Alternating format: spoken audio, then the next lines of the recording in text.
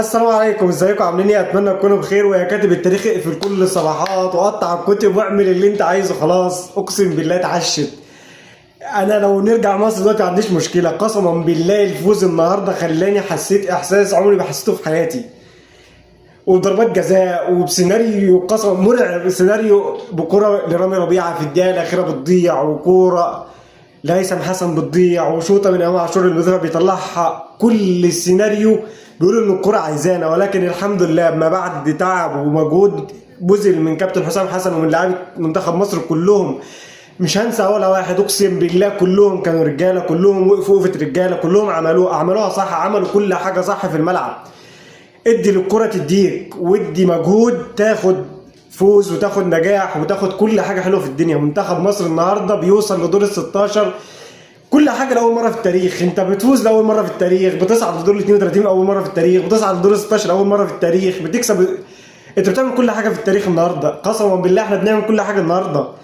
يا جدعان احنا بنعيش حلم بنحلمه من زمان، من ساعه ما وعينا على الكوره واحنا بنحلم الحلم ده، من ساعه ما اتقالت كره قدم واحنا بنحلم الحلم ده. صداع من كتر الفرحه والعظمه قسما بالله. شكرا لكابتن حسام حسن، شكرا لكل لاعيبه منتخب مصر، شكرا لكل واحد صدق في المنتخب ده، شكرا لكل واحد قال احنا يا كل المشككين احنا مطولين. والله العظيم كانت اعظم كلمه اتقالت قبل ما نروح. كل الناس بتقول لك هنروح نمثل تمثيل مشرف ونرجع، هنروح نعمل اي حاجه ونرجع، ولكن لاعيبه منتخب مصر قالوا لكل المشككين احنا مكملين واحنا هنطول النهارده. هنطول المره دي في كاس العالم، وطولنا في كاس العالم ووصلنا لدور ال 16 بسيناريو قسما بالله يخلي الواحد الفرحه تبقى مضاعفه، الفرحه دبل، الفرحه تريبل، الفرحه مليون في المية النهارده لمنتخب مصر. شكرا لكل واحد النهارده صدق في منتخب مصر، شكرا لكل واحد حلم وقال ان احنا نقدر وعملناها، شكرا لكل واحد دعا لمنتخب مصر، شكرا لكل واحد فرح بمنتخب مصر.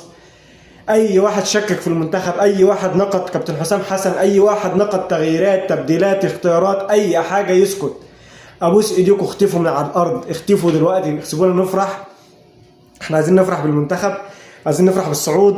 احنا ممكن نلعب الارجنتين نطلع، ما عنديش مشكله قسما بالله. لو نروح دلوقتي انا ما عندي مشكله. يا جدعان انتوا بتقولوا ايه؟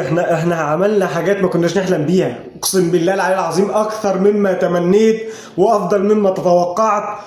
وبص، شكرا لكابتن محمد علي النهارده. قسما بالله الراجل ده مهما خد من نقد، الراجل ده النهارده حسسني بالفرحه. انا بجد كنت محتاج احس بالفرحه وهو حسسني بالفرحه. انا ما بسمعش غير تعليقه بجد. شكرا لكل واحد صدق في منتخب مصر، شكرا لكل واحد قام على المنتخب ده، شكرا لكل واحد طور في المنتخب ده.